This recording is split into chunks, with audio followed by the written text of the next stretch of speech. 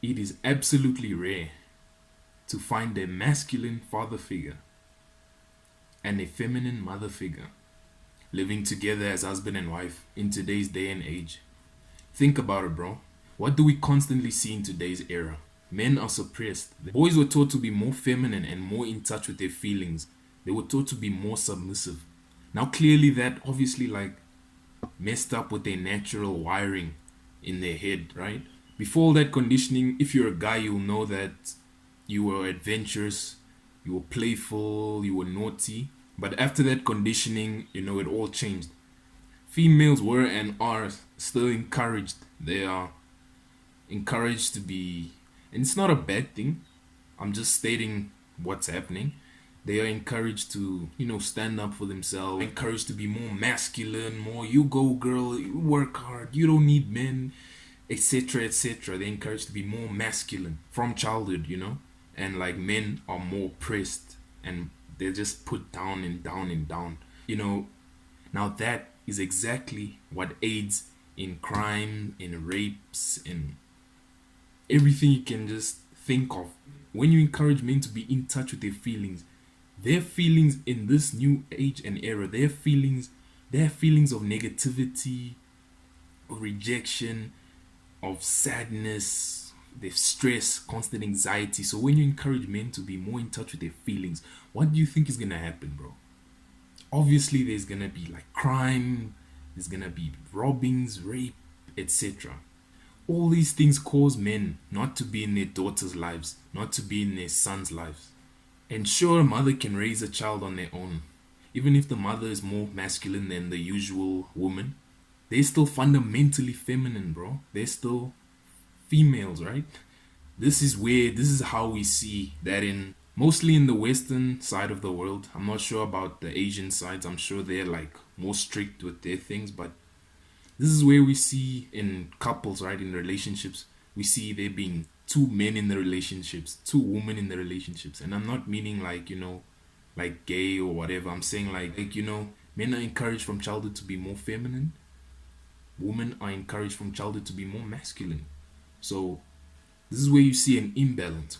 So if that woman is with, let's say, a masculine man, then that's where you get two men in the relationship. On the other side, let's say a guy who's been conditioned from childhood to be more feminine, and he gets with a feminine woman, then that's where you see there's two women in the relationship. Female daddy issues stem from where? From the dad not being present in the child's life. Boys turning out to be more submissive in life stems from where? Their fathers not being in their child's life. Centuries ago, the balance was completely different, and I'm not saying this was a good thing, but just see what I'm saying. Men were in control. Men were at the top, women had no say.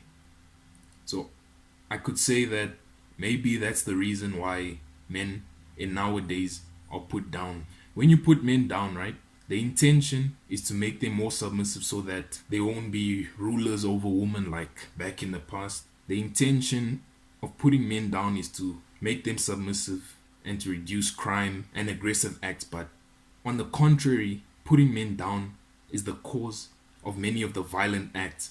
It's the cause of rape, it's the cause of crime. This is why we need strong, masculine men who know what they're worth, who will guide their young boys to be more like them, who their daughters will basically have a template of how they should choose their future husbands based on how their masculine father was. But children don't only need a masculine father, but children need both a masculine father and a feminine mother. You don't understand. This is the greatest thing you can hope for in a relationship. If you're a man, you bring the masculine energy to the table.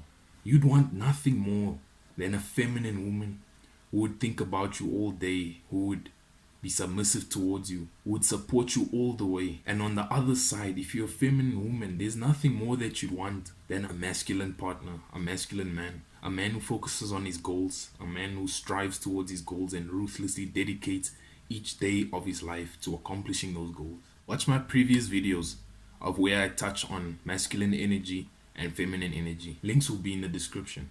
For more hardcore unfiltered content just like this, make sure to like and subscribe down below.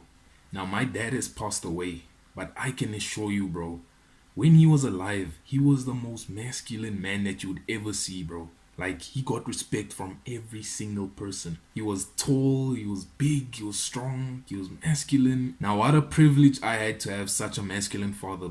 Personally, for me, we didn't really communicate much. He was always like focused on his business, so there was not really much communication, much bonding. So the only way I could learn from his masculine traits were from observing the way that he was. But even that wasn't enough. It would have been better if he taught me that, but me observing it didn't really help. Now, if you've seen any of these issues that I've talked about in this video play out in your life, like since you were a child, what I want you to do, right? This action step, what I want you to do is just sit down, evaluate your life from childhood, evaluate the types of energies your parents displayed, your mom, your dad. Just evaluate everything that happened. If it helps, meditate on it, journal about it. I find that really it really helps me out. So maybe it would help you out too. Yeah, that's a way you can use to sort out the causes of problems that might have happened in your life, as you were growing up. And another thing that would help me is, saying hi to your mom for me.